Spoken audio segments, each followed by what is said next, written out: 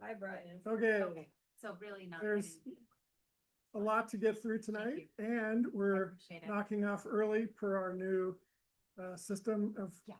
going to the pub right after. So Oh, I don't know if Charlie, you knew that, but Brian is going to keep you on schedule. A lot happened this month. Jana, do you want to talk about the apiary? Yes, there's pictures on the next slide of the apiary. So we had a really fun first apiary thing last Sunday. I see people here that were there. It was really fun. We actually, unbelievably enough, in March got into the bees just real quick. So that was fun. I do want to plug the next apiary day, which is on March 15th, because it's going to be 2 hours of varroa.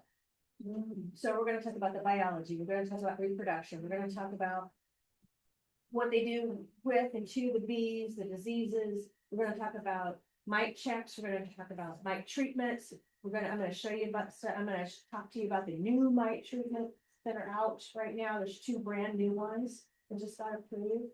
I'll have samples of them there, we're going to discuss them. It's going to be tons of varroa, and then assuming the weather's okay, we're gonna get in and we'll show you how to do mite counts, but I'm not promising that because I can't promise we're gonna have good weather. So anyway, and then the first weekend of April is Easter, and I've learned the hard way not to have an apiary day on any holiday because nobody shows up except for me. And then and so I don't do it on holidays anymore. And so instead, we're gonna do 3 this month. So the 1st, the 3rd, and the 5th Sundays this month. And then we're only gonna do it once in April, which is gonna be the 3rd Sunday day.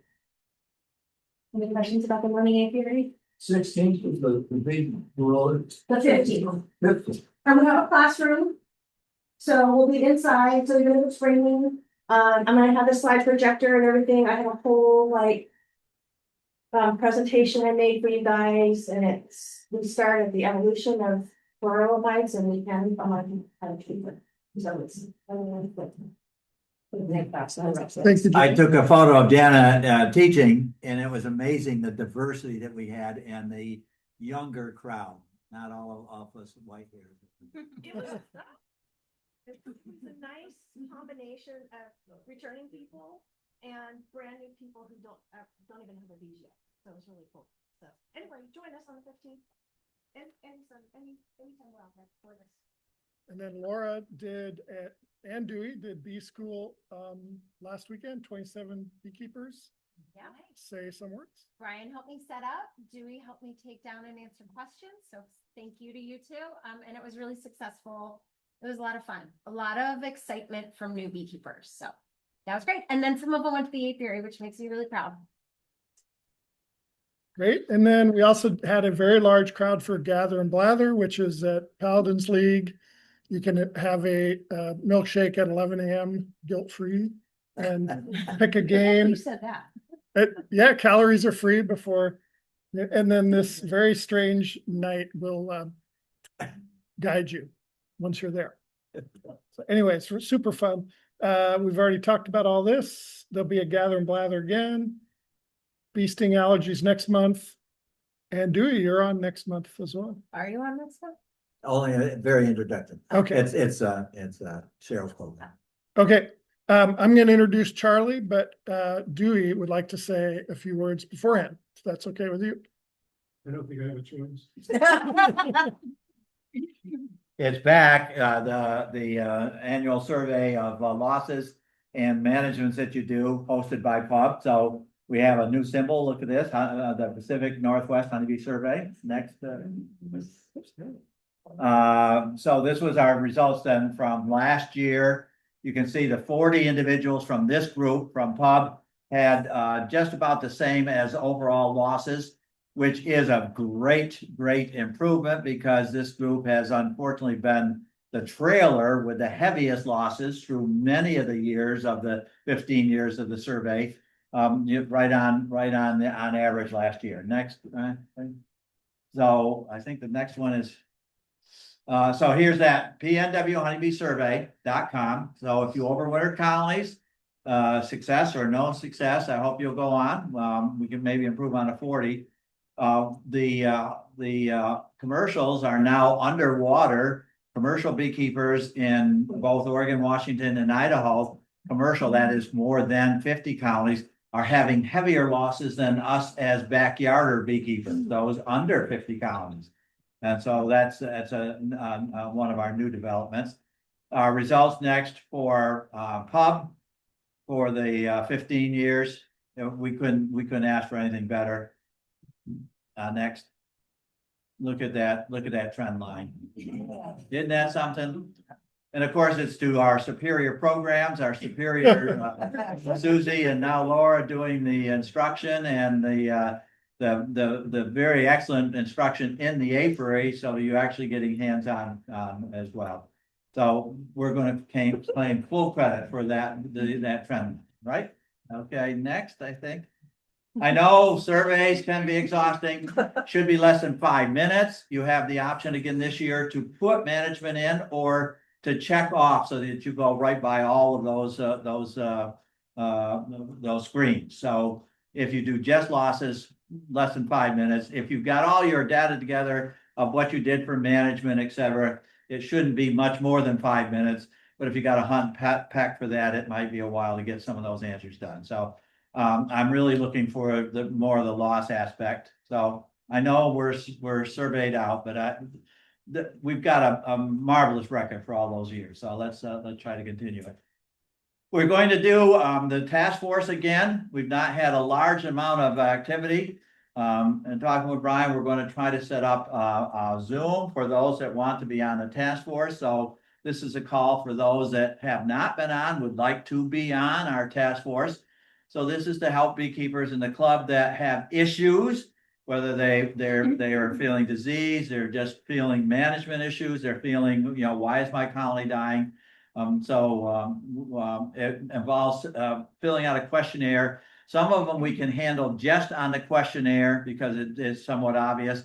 Others, it does entail getting 2 or 3 members of a task force to the apiary of the person or to look at the colonies of the person. So it's really an extension of what we do with mentoring anyway in all of our activities at the club. So we're going to try to do that this month, and then it's going to follow up with one day in the apiary. I want to talk with Jana, and that might be the 28th of March after the pub apiary. We might then continue into the afternoon with the task force coming to the apiary, since we're all there. The Oregon Master Beekeeper Program, many of you are involved. We've had a bit of a surge in terms of membership. Our Getting Started program is very, very popular. Of course, we have the innovation of the apprentice level, your first level of getting a mentor assigned, visiting with you 3-4 times a year in your apiary or in your mentor's apiary, et cetera.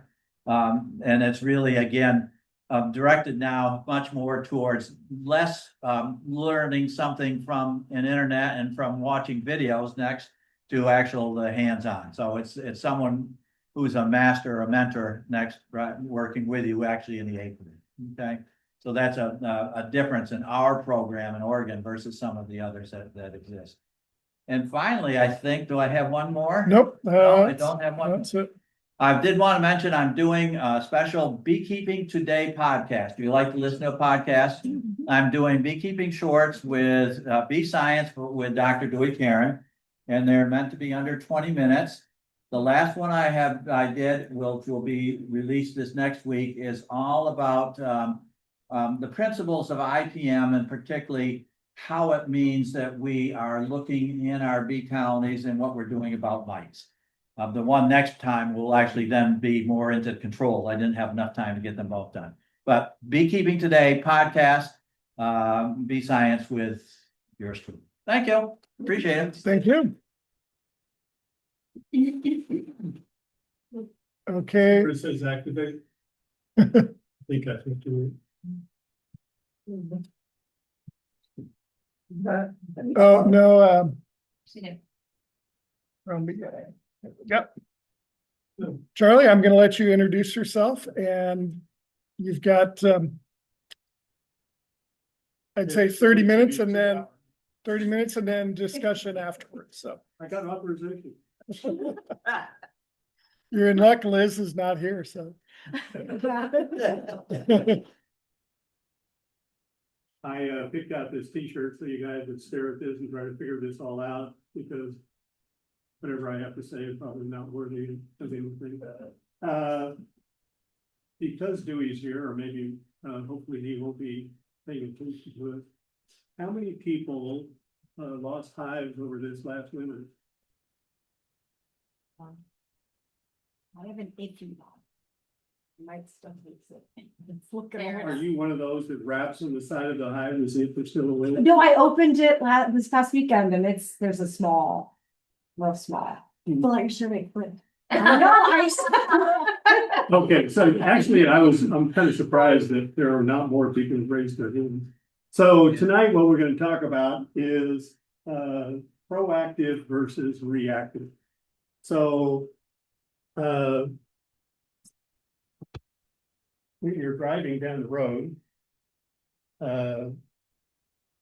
and you're kind of looking ahead, hopefully you don't get into an accident, but when you do, you probably were doing something you shouldn't have done.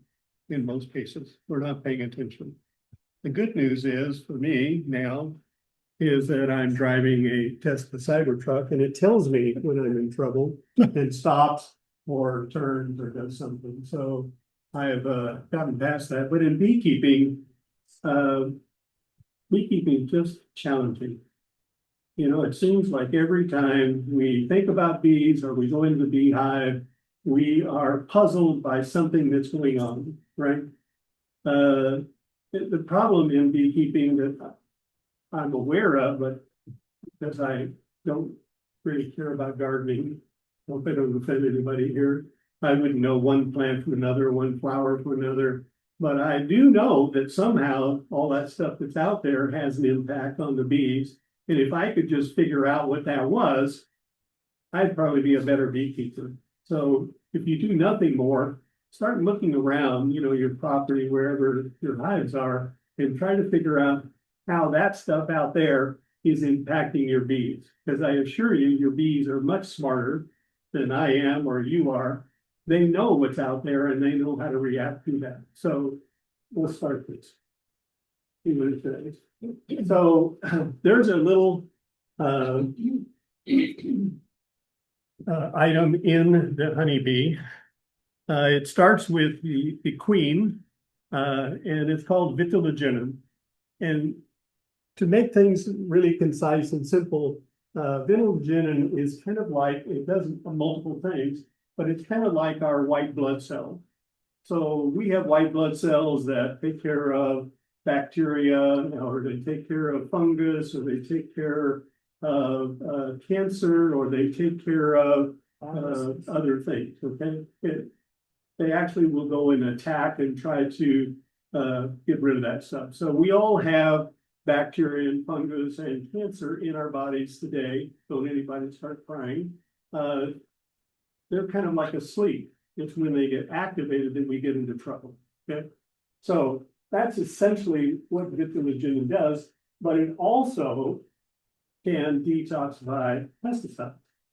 Now, just like us, and when we get exposed or one of these bacteria or whatever gets activated in our body, why our system, our defense system can take care of little issues.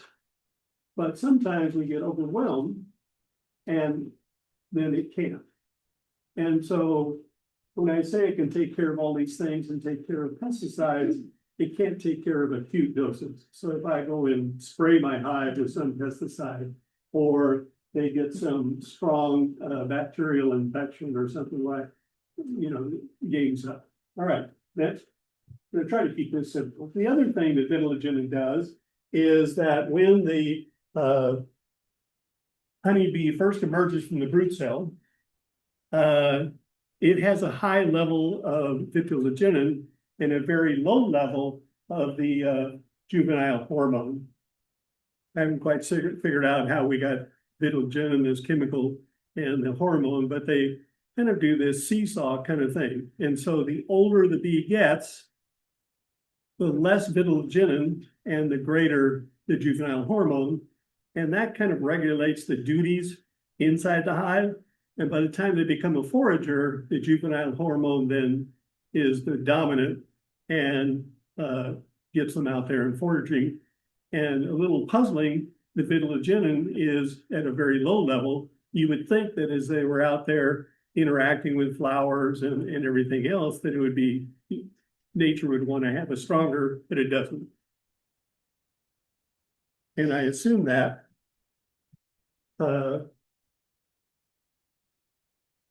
we don't really care if the forager dies, because we got lots of them, right? So they don't need that great protection. All right. All right. So every egg that the queen lays is 25% embryo, but 75% vitellogenin. So this is just like the chicken egg. So we have the yolk, and then we have that gooey stuff. Which one's the chicken? Chicken. Yeah. The what? There's a blood spot. Neither of those are the chicken. Did anybody say yolk? No. Well, it's not the yolk. The yolk is actually the vitellogenin in this case. Whereas, yeah, there is kind of a blood spot inside that little liquid, okay, that eventually becomes the chip, right? And so in this case, when we're in the egg situation, the vitellogenin is kind of the nutrition for the embryo. All right. Wow. So the queen actually is transferring the vitellogenin. So she's manufacturing vitellogenin and she is transferring it into the eggs. And then once the bee becomes an adult, then it can kind of manufacture it on. All right. I'm going to try to really simplify this. So if you guys want to read it, go ahead, but I'm going to make it simple so that we all can get to the pub faster, I guess. Did you hit it? Okay. So, one of the things that I'm now being beaten up about, there's multiple things I get beaten up about, I guess, is one is the integrated pest management. Is that, you're talking about that in your little, yeah, of course. So, years ago when I got back into beekeeping, I would test and then I'd get mad because it was 0, 0, 0, 0. And I thought, well, this is stupid. Of course, I wouldn't use any miticides because why do I need to use miticides? Miticides are obviously bad because it's a chemical and it's going to be having some deleterious effect on our bees. And so I won't do that. And then my hives started dying. So that's always a wake-up call, isn't it? So where we are at today is we can not treat and watch our hives die, or we can treat. And I think that every beekeeping class or every beekeeping program across the United States talks about the integrated pest management, but they kind of, yeah, well, we want you to learn this stuff, and then they forget it, and then we go back to doing essentially what I call the home gardener, who goes down to the hardware store and finds some pesticide, say, well, this is kind of a pretty bottle, I think I'll use this. And then they go out and they pour half the bottle into some dispenser and they dump it on their plants, right? I know none of you would do something like that. I've done it. It's not the way to go. So in integrated pest management, we kind of start at the lowest level. And the very first thing we need to do in terms of beekeeping is to learn more about varroa. So I'm very impressed that you're going to do a whole class from A to Z on varroa. Years ago, I think Dewey said, beekeeping clubs are tired of hearing about varroa. But that stupid pest has been around for 40 years and we still don't have control of it. So apparently we need to start learning more about it and how to take care of it. So the Honeybee Health Coalition has a great pamphlet, and if you're new into beekeeping or even old in beekeeping, it's a good time to go back and kind of go through that. All right. The next level is that we should do monitoring. So all of us should be monitoring once a month. And if we are going to treat, then we need to monitor again to make sure that the efficacy of that treatment actually worked. We just talked to a beekeeper here a couple of days ago and said, I'm not using that Apogard stuff anymore, the thymol stuff. He said, I applied it and the mite levels like multiplied. I said, huh? So apparently he was testing before, or maybe it was just visually. I don't know if he was testing afterwards, but sometimes, you know, the temperature or maybe the product was out of date or something can happen, okay? So we need to test afterwards to make sure what we intended to do is in fact effective. When you go to the doctor today and you have, you know, some infection or some upper respiratory thing, they give you antibiotic, right? My wife just got antibiotics, no testing. Don't know if she had a bacterial infection or not, but oh, what the heck, we just give it to you. In the old days, I'm old, so I can talk to you about them. We used to test to see what bacteria it was and which antibiotic was going to be the most effective for that. And then they would come back and test you a week or so after you started the antibiotic to see if in fact it was being effective. And we just kind of have lost that art for whatever reason. But we need to do that with our pesticides. Then we need to look at genetics. So how many people have Varroa hygiene sensitive queens? Oh, one. Praise the Lord. We're in church, I can say that. What does that do for you? They open up the cells and when the Varroa, when they figure out that the Varroa is underneath the cell, they open it up and it decreases the humidity, which kills the Varroa, and then they close it back up and then the bee continues not as strong as before, but not with a live Varroa continues. So Okay. I'm gonna add a couple things in there. So what happens is that with the Varroa hygiene sensitive queen, her offspring, her workers, are able to detect the Varroa that is inside the cap cell. So it can smell some chemical response from the Varroa. And what they do is they chew in a little pinhole, which removes the hydrostatic pressure in there and effectively kills the brood that's in there. And because the mite is reliant on a live larva or pupa, well, then it can't really reproduce. All of the young die. The mother may live, I don't know, or not, but no offspring. And so effectively, we're reducing the Varroa. The Varroa hygiene sensitive queens are really no more expensive than if you bought a regular queen.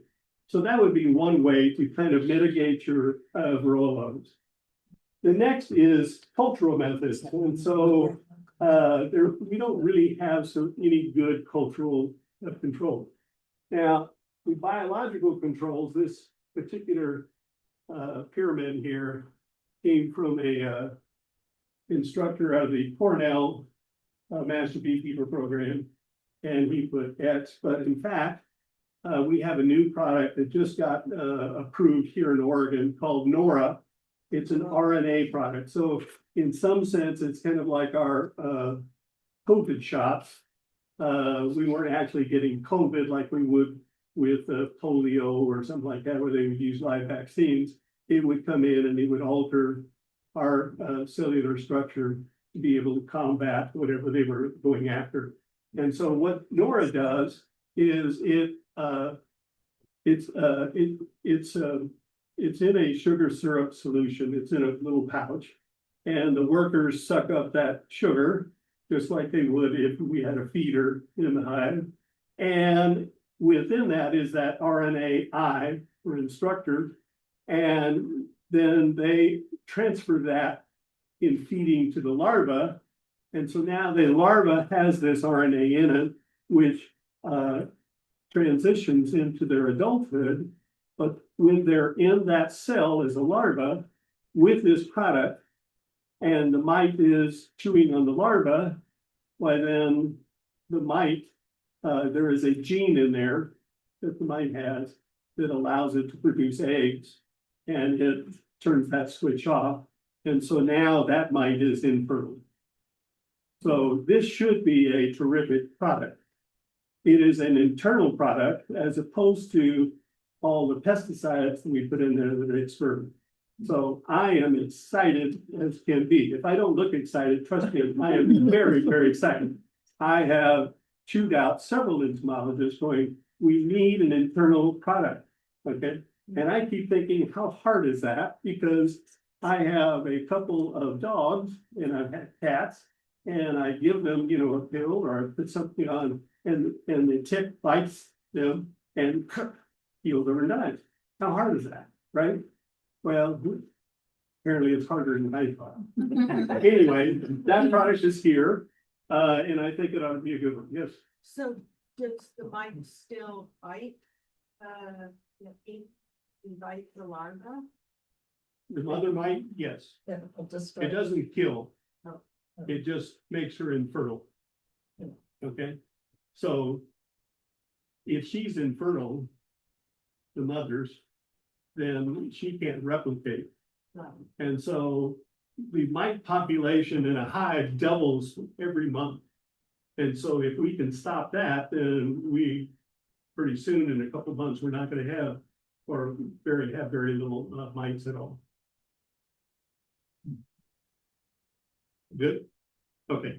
So then, unfortunately, if all of these other things fail to keep your mite loads in check, then you need to go to chemicals. You notice the chemicals are at the top and all this other stuff is the bottom. But what do? I go to the doctor, I say, he gives me antibiotics and I go off and I take it when I could have done some other things that probably would have stopped my cough or the infection or whatever I had, right? Don't start at the top, start at the bottom. Okay, sir, thanks.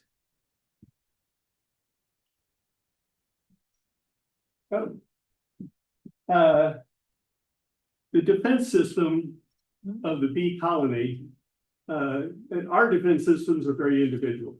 Okay, so we have some defenses that have already existed, maybe through our mother or through the environment, but we have defenses against many, many things. The bee has zero defenses.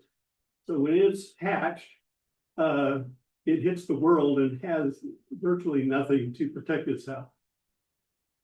When it comes to be exposed by a bacteria or a virus or a fungus, then it can create a defense, but it has to be exposed first. In the beehive, we have colony defense because the beehive is out there in the wild. Unlike us, we're usually hopefully in our house. And so they put this envelope of propolis throughout the hive, and the propolis has some defense. It has an antibiotic in it, and it has other defenses that help the whole colony. And so that's the way that they defend. The individual bees needs to create each other, but they're all helping each other. So as a group, they defend, where we as humans are left to our own defenses. All right. So we have in the beehive, you need to start thinking about the bee colony in terms of the stressors that it's impacted by. So we have a number of defenses. So we have bacteria, we have viruses, we have all this stuff. And in the center of all of this, to protect it, of course, is the phytogen. And so that creates the social organization, the division of labor, foraging, regulating of hormones, all kinds of stuff go on, all because of this vitellogenin that kind of centers the whole thing. All right. I'm almost done. Okay. When we look at stressors, there are a number of stressors. And when I go out and interact with people about beekeeping, which is about all I do, people tell me, oh, you know, pesticides, the worst thing in the world, we need to get rid of pesticides. And I always reflect back to a talk that Ramesh down at OSU gave. And he started the whole talk by talking about, is pesticides the worst thing in the world? And his point is that varroa is here, and the stress from pesticides is way down here. We need to focus on this and quit talking about this stuff that may or may not have an impact. It's not that pesticides or miticides don't weaken the honeybee. We can't quantify what they're doing to the honeybee, but we can definitely quantify this. We know our hives will die from the pest varroa. So all these other things, though, are in fact important, like the food supply. If you get sick, are you just going to stop eating, or you go to the cracker bin and just eat crackers? I would hope that everybody in here, being adults and being somewhat in an environment with beekeeping and all that, would start looking around and going, you know what? I need to get some stuff and add some healthy nutrition into my body, because I think that will help me. And that's what we need to do with the bee. All right, next. Well, here's the lovely varroa, the #1 killer, and 40 years of it. I mean, we all should be really angry in this room that the researchers, do you want to hang your head down a little bit there, have not come up with an effective way to get rid of this stupid pest, okay? Dewey's talking about these surveys, and surveys are critical. We have a national survey, and then Dewey does his regional one. These surveys are not for us. They're for the researchers to be able to gather money to see where the problems are and effectively help us in managing our bees. So hopefully everybody in this room will jump on board and do that survey. All right, next.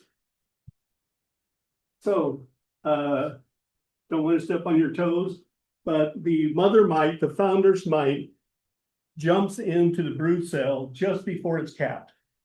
So the larva puts off a little signal and says, hey, cap me. And that tells the varroa that just happens to be nearby, hey, I'm going to latch onto this and I'm going to jump into the cell. And when she jumps in the cell, she scurries underneath the larva and lays on her back and waits for the cell to be capped. 70 hours later, she lays an egg, it's a male, and then every 30 hours thereafter, she lays a daughter. The male matures in about 4 or 5 days, and then the daughter matures in 4 or 5 days. The male has some sexual thing with the daughter. Don't get too excited here. And lo and behold, we now have that daughter then grows up to be an adult. And in the worker brood cell, we get mother and one daughter typically that come out of that cell. But as Zachary Lamas nicely put together for us, the mites in March, April, May, and even June prefer the drone brood. And so we now get a mother and 2 daughters at a minimum. And so that's So we're doing our testing on the worker brood. We've been ignoring the drone brood because we don't know how to do that. Or if you rely on people like Zachary Lamas, or maybe Dewey talks about this, others. I want you to uncap 200 drone cells and pull out the larva, the pupa, and look and see, well, I'm not going to do that. I would pull out some and I'd say, oh yeah, you know, here's a mite. I'm done, I'm going to treat it. Okay. So next slide. One of the ways, easy ways to take a sense of whether you have a mite problem or not is to, the first thing when you inspect a hive is you've got two boxes and you pull one box back like a clamshell. And what will happen is there will be drone brood at the bottom of the frames of the upper box, and you will tear them open. And when you do that, this is what you find, is you find a pupa or larva, the drone pupa larva, and you have to be very quick. Don't dilly-dally and go, oh, well, you know, I gotta go over here and do this. And you look down here and you see these, you may see a mite. If you dilly-dally, that mite is gonna scurry underneath and you won't see them. Okay, so that would be one sign, hey, I may have a problem here. Okay. So this is Zach Lamas's deal, just depicting the number of mites that are in the male or female. And you can see by the month that we have a greater proportion. Next. I think Jan Lohman started this rumor about mites. So I was just trying to keep it up in her behalf. All right, but that's an actual mite. You'll notice how hairy they are. They have legs, they have mouthpieces, and I took the picture out, but they literally have a couple hooks right up there by the mouth. And so when they get in between these sections of the bee, they anchor in and then they chew in through the tissue, be it the larva or the adult, and they cannot eat or consume solids. And so they regurgitate saliva into that wound, which liquefies it, and then they can suck that liquid back. When they do that, any you didn't like that part? No, it's disgusting. Well, you should be teaching the class here this. It is disgusting. It is. No, I didn't mean you were. I just meant. I know, it is It's disgusting. just gross to think about. That's how mosquitoes work. Thank you very much, because that was gonna be my next statement. And so when the mosquito injects that stuff into us through the bite, they are injecting the viruses that impact us, right? Well, the same thing happens with the mite here, is that anything like viruses or bacteria or whatever is being injected into that bee, and it overwhelms the bee and your hive dies. Okay. So, I don't know if you guys can see this. Nature is just amazing. And that's one of the things I love about beekeeping, is that, you know, every time I come across something, it's just a wonder at what nature has done. So here is the mite upside down. And if you can see this little appendage right there, it makes me so excited, because I was on submarines, and what? This guy has a snorkel. And so when it lays on its back underneath the larva in that pool, okay, of liquid, it can in fact still breathe and stay that way until the thing is capped. All right. So I know. It's awful. It's cute. it is cute, isn't it? It's cute. I said it's a good thing. Yeah. A cute thing. So here's a picture with the trumpet laps on your right and the varroa on your left. If we cannot get a handle on the varroa today, if the commercial beekeepers are going to increase their losses from 60 to 70%, if you guys here have increased losses, when the tropicale lapse hits this country, then it's not a matter of, gee, it's just a dream and it'll never be here. It's going to be here. So just get your minds right to that. The tropicale lapse mite literally comes up out of the brood cell as the adult bee chews their way through and jumps into the next brood cell.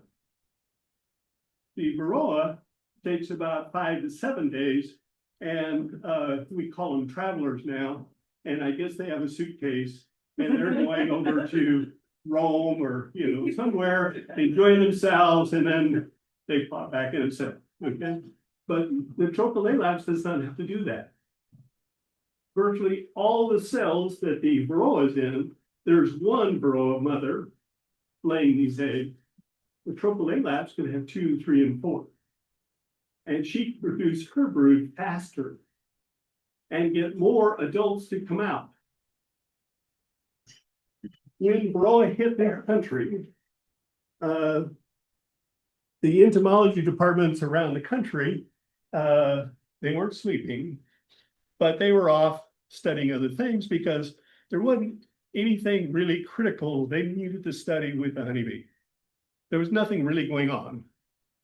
It's kind of a yawning moment for the bees. My dad and we had a couple of beehives at the house, and about the biggest thing you had to do is go out there and grab a swarm. That was a once a year thing, and extract them. That's it. How hard is that? What do we have to do today? Now we have to know all about diseases and mites and this and that, and our heads are kind of exploding and going crazy. We have more, and so the entomology departments are probably richer. They got a lot more money coming in, but they're also struggling trying to solve this mite problem. We need to figure out how to manage them. And if we don't, I don't know what's going to happen with the triple avalanche. I mean, it's going to be just a big disaster. Okay. So, it's going to come. Is there sound?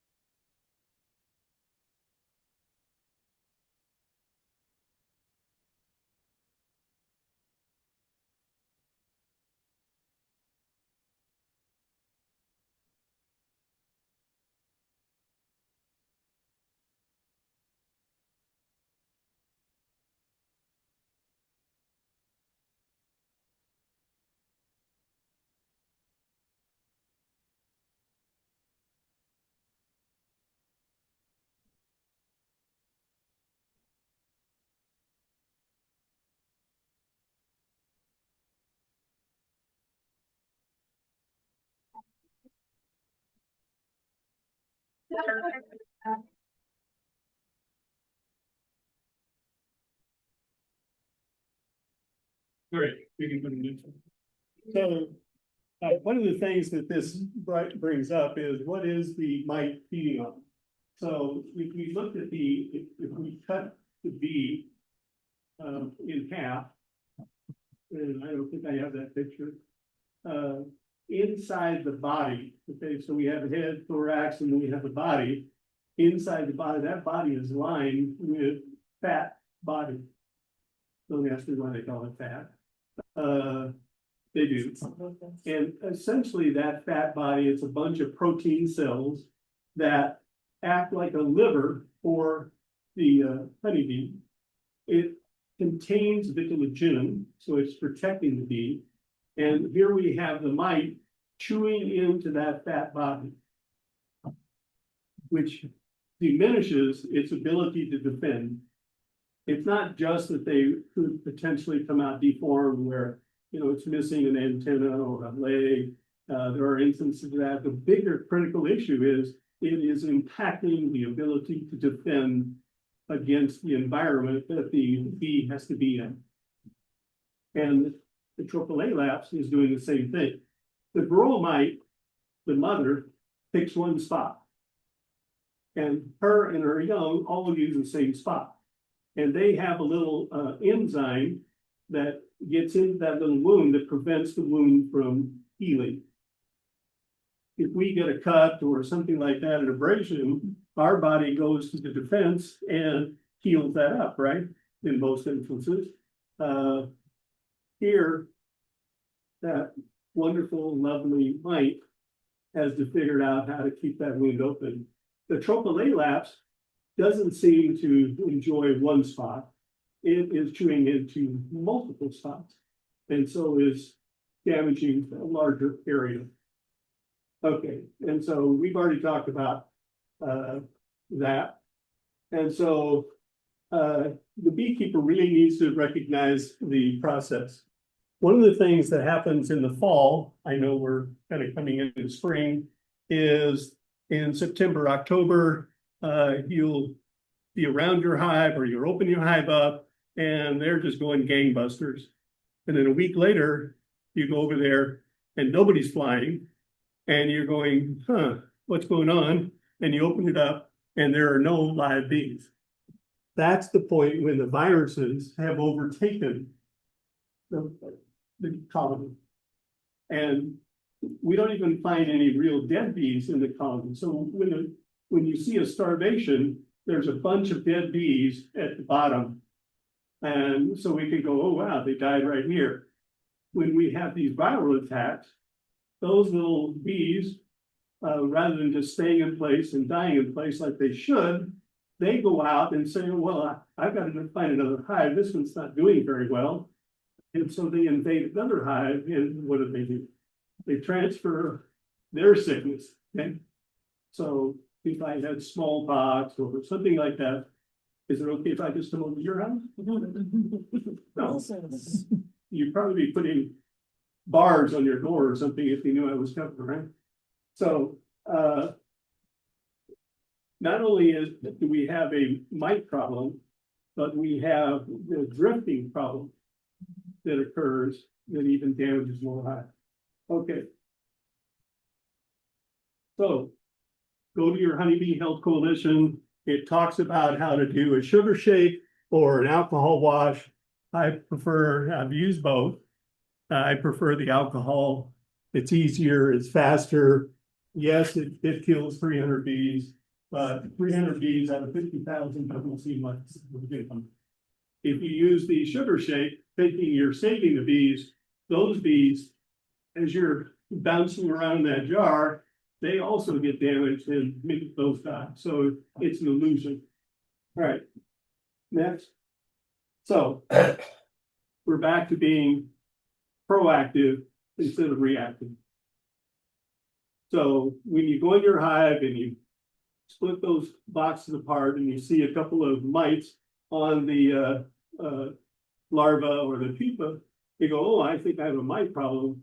It may be too late.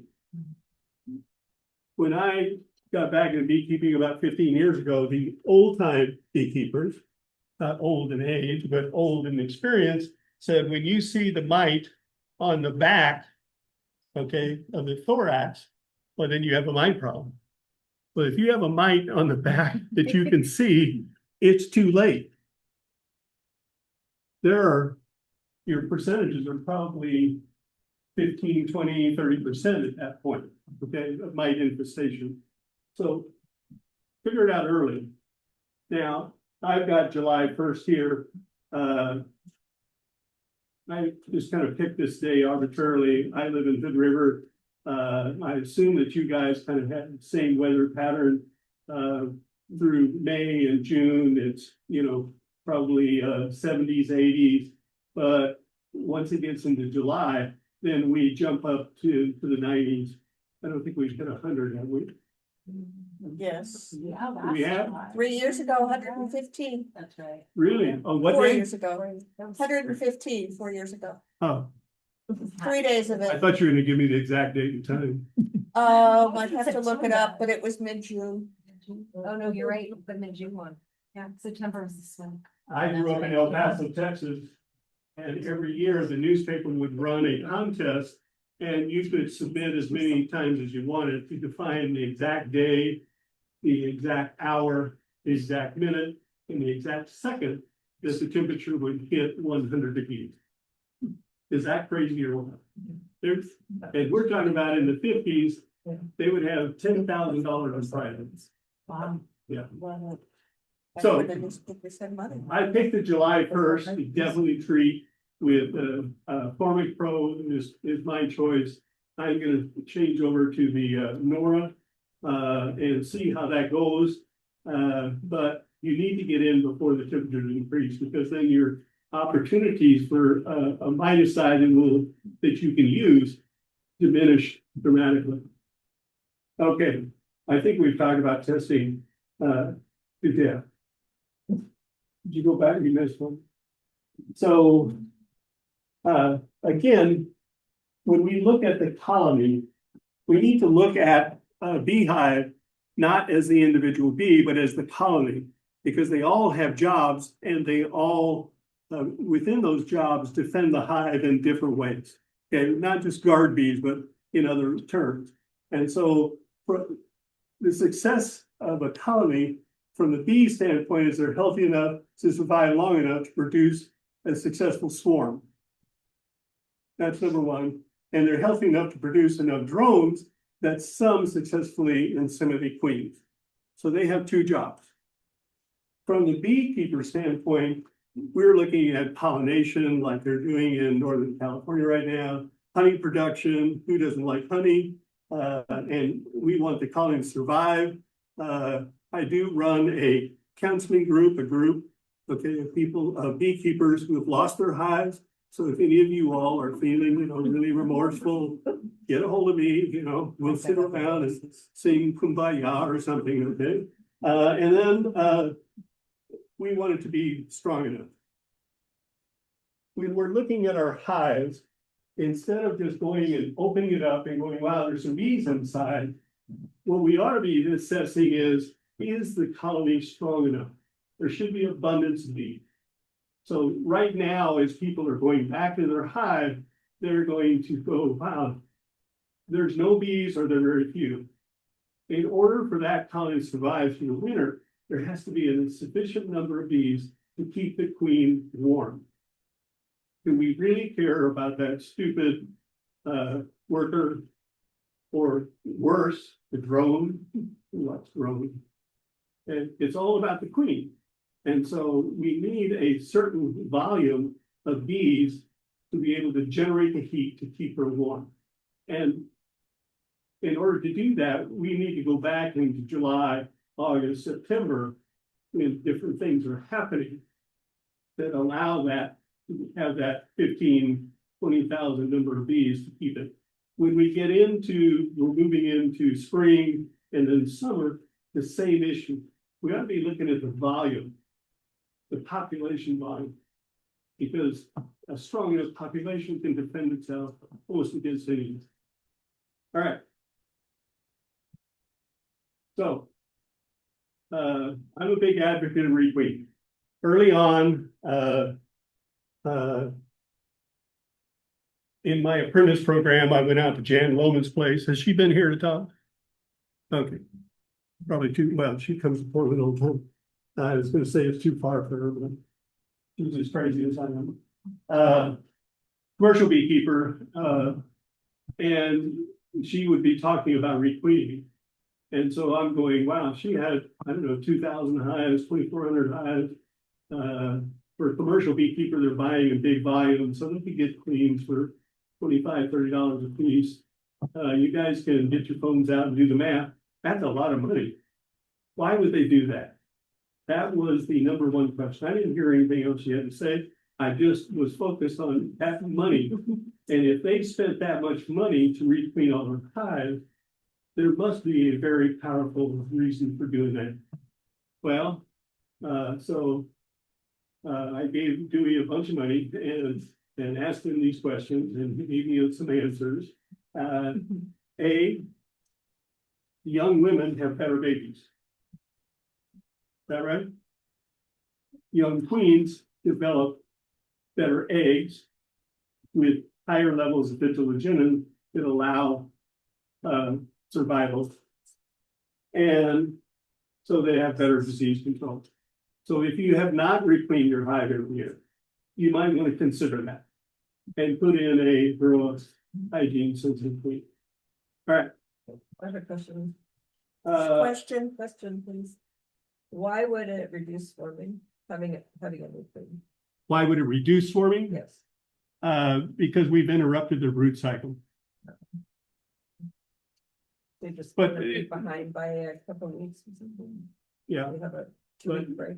I like your question.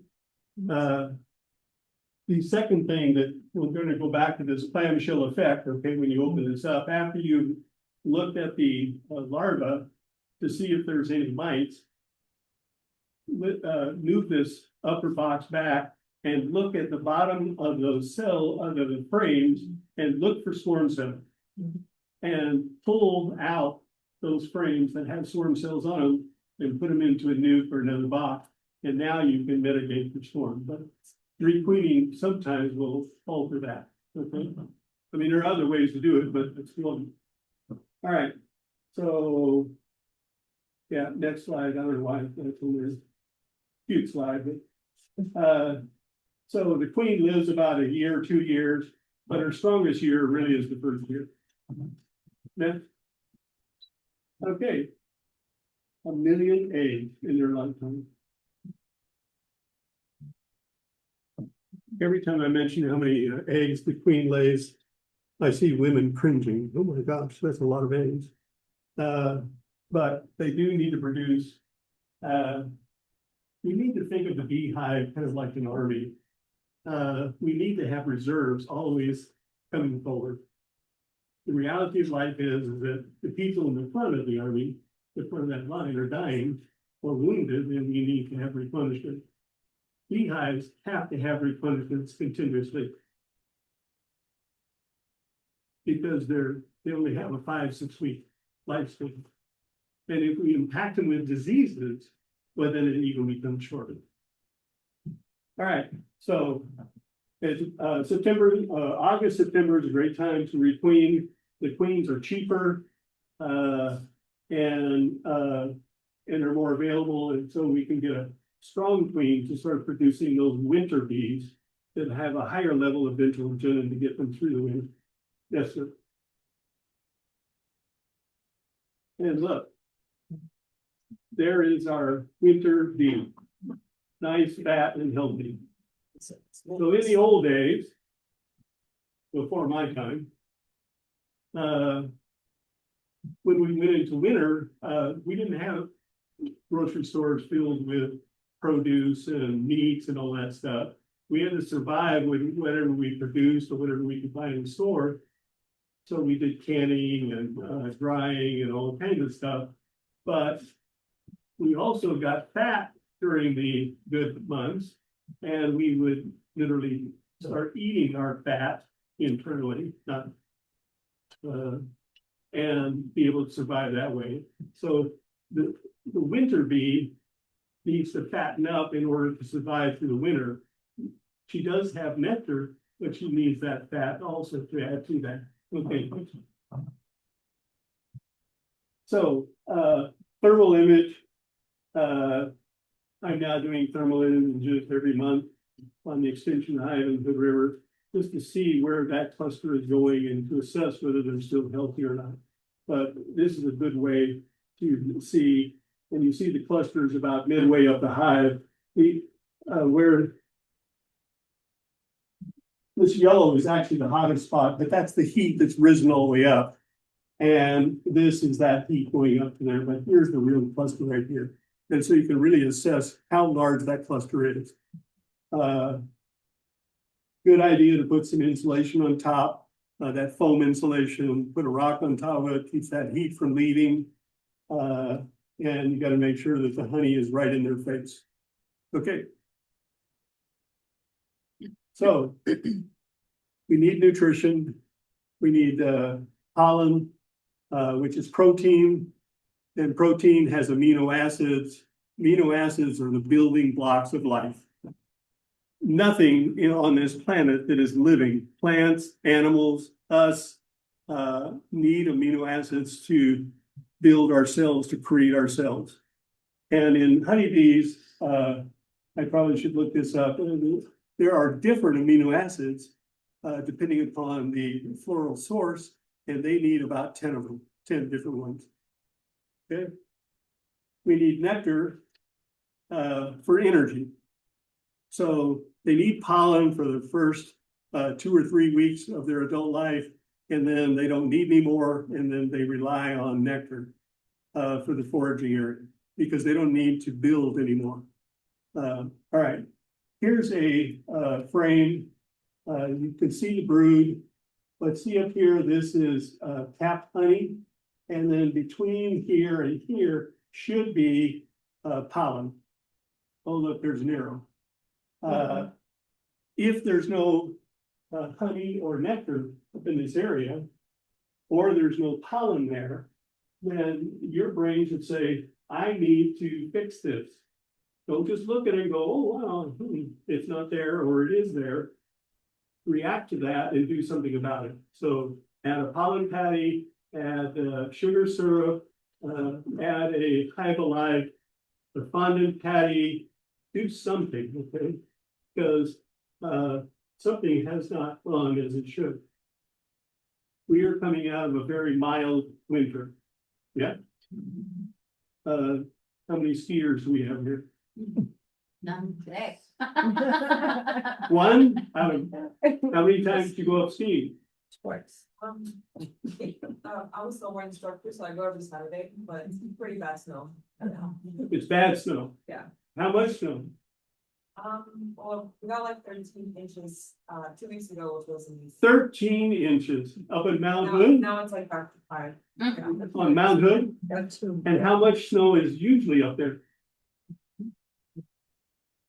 Well, that was like the maximum. What? I would say it like stays around 10. 10 inches? You mean, no, it's like 150. Oh, I'm talking about it. Yeah. Yeah. Oh, you're just talking about first, but she only cares about the first. So what happens when we don't have enough snow? So in my neck of the woods, that means that we're not going to have a lot of snow melting, creating water, which is going to feed the orchards that are up there, the plants that are around there. And it means that there's going to be less flowering, less pollen, less nectar. Then, because we didn't have a hard freeze during the winter, we're now going to have more insects. And those stupid insects, not the ones attacking our bees, are going to be attacking those flowers, the fruits, etc. And that means less nectar, less pollen. So this is, I believe, is going to be a very challenging year for our beehives, and we really need to figure out how to nutritionally ramp them up. Okay, next. So here we have larvae, egg, but I want you to look at little pools of white liquid there. That's royal jelly. And so the worker and the drone get royal jelly for the first 2 or 3 days, and then they shift over into bee bread. So bee bread is just pollen, where they have put a little nectar on top of it and fermented it. Okay. turned it into beer or whiskey, I don't know what they turned it into. But it kind of liquefies the pollen and allows them to then feed these guys. So this doesn't have bee bread in it, but you ought to be looking for this in that young larva. And if, look at the next one. Well, there's pollen. And, oh, wait a minute, you see this pollen right here is kind of dry, but look over here how it's kind of glistening. The glistening is bee bread. Okay, and the next one is nothing. And then if you look real close, the larva that is here has no cooling, and so it's dry. And so we need to fix that. This may be too late. Okay, next. Yeah, same thing. Next. Oh, here's Dewey's favorite tool for varroa management. Go out to the Honeybee Health Coalition. You can get a free download, or you can just read it online. I go to this thing multiple times a year. Okay, next. So keeping bee colonies healthy is challenging. Everybody agree with that? Anybody want to argue with that? Some seasons are going to be tough. Bee colonies will also need to be tough. Next. So for every complex problem, there is an answer that is clear, simple, and wrong. And the beauty of being a beekeeper is that we can be wrong more often than we can be right. Yeah. So next. This is my three-legged stool. I dreamt this up, I don't know, years and years ago, and I'm sticking with it. If you want to manage a bee colony, you need to have good nutrition. So we've talked about that. You need to be able to combat the varroa mite, and you need to pay attention. I don't know if that stressor graph had beekeeper on it, but beekeepers kill more bees just by the mistakes that we make. Okay. Which is why I started the counseling work. Okay. All right, next. So Vitellogenin is really important. How do we get Vitellogenin? We need to ramp up that nutrition. We need to have a strong young queen to be able to disperse that. We need to be able to keep our varroa in check. We need to have a strong queen, and we need to have strong nutrition. And with that, that will allow our bees to transition into winter. All right. So stronger winter, stronger pheromones, stronger pollen. Oh, Chuck, is there questions? I can go on for another hour.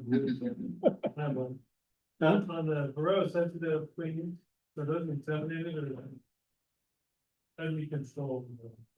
So the question is, the varroa hygiene sensitive queens, are they open mated, meaning they just, once they mature and they go out to do their mating flight, they're mating with drones that are in the area, or are they artificially inseminated?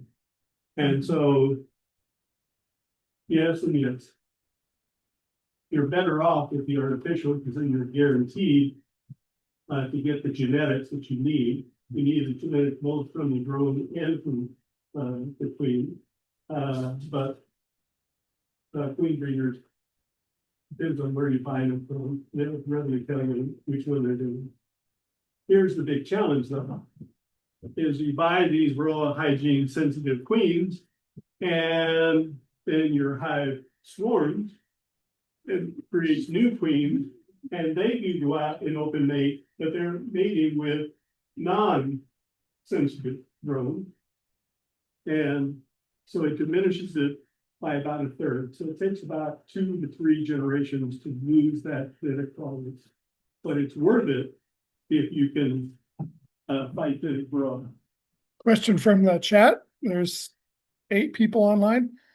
Can Noroa be used with Superzon? I thought I read that it wasn't advised. Not advised. Not what? Not advi- advised. Definitely not They say to wait a week after you remove it from the colony. And you're supposed to not feed during a nectar, not put it on during a nectar flow. So let me broaden the question a little bit, or the answer. There are several steps that have to be undertaken by the colony when you put this Nora product in there. The worker bees are going to suck up this sugar syrup that has the RNA in it, and then they have to transfer it onto a brood frame, just like they would store nectar on the brood frame. We looked at one of those frames, right? Then the nurse bees would then get a little pollen and get a little of the nectar and then feed the larva. If that transition from that pack of Nora doesn't get onto the brood frame, it's not going to get into the larva, and then you're going to lose that ability. So when you're putting on honey supers, you're kind of way late in the cycle. Nora should be put in much earlier. Did I violate anything You don't there? want them putting that expensive Norola in the honey supers. No, no.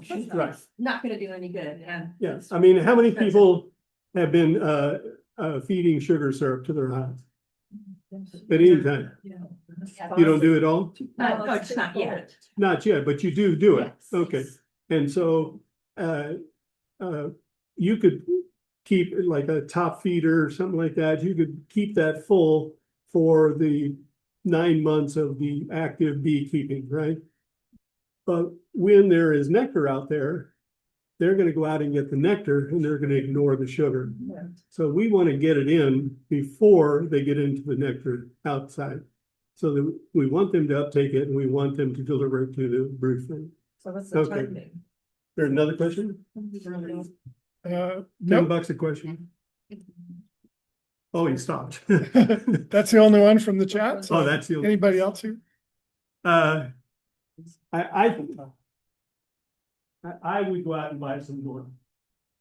I think it's well worth, and you can go out to their website, it's nora.com, and you can see graphs where they did miticide plus the Nora, and a couple different miticides, or just the Nora itself. I think if you just do the Nora itself, you would get a good application. Yeah. Are there areas in Oregon that are gonna hit this hard as an experiment? Are they what? They're gonna get the Nora and really watch it and then like just see the impact? I have Are there about- big studies happening? I have about 20 hives identified. The people that I'm gonna put them in a little area of the gorge, not just one. And I am gonna sample monthly for viruses and for mites. Are they doing it at like OSU? Are they doing anything? I don't know. Are they gonna do something at OSU? Yeah. Got some studies. Yeah, And we'll be using Norola out of. I know you're gonna try and do that too. it has been researched for 10 years. It has been proven to be effective. The question is, like everything, when we put it out into the wild, okay, to us, okay, who may or may not follow the instructions. You follow the instructions, Laura, all the time. I try. You do. I do. Raise your hand, say, I always follow. them." Always follow the Yeah. instructions. Label us below. Yeah. Things can go wrong, okay? We didn't apply it correctly, or the environment changes it, something. So I have high hopes. That doesn't mean that I'll be a happy camper come next fall or next spring. Expensive. But I think, I don't, I hear people say it's expensive, but how much is Formic Pro? It's much more It's more expensive than than Formic Pro. Yeah, it's a lot. Really? Yes. Yeah. Well, I guess, yeah, if you put 4 pouches on, but it lasts up to 18 weeks. So it's gonna last longer. I don't care what it costs. If you're gonna kill the mites, I'm in. Okay? This sounds so good. We don't know. Don't kill me. Because it's too tough.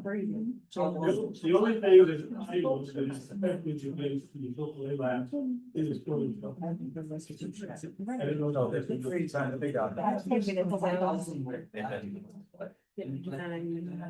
Laura? 18 weeks.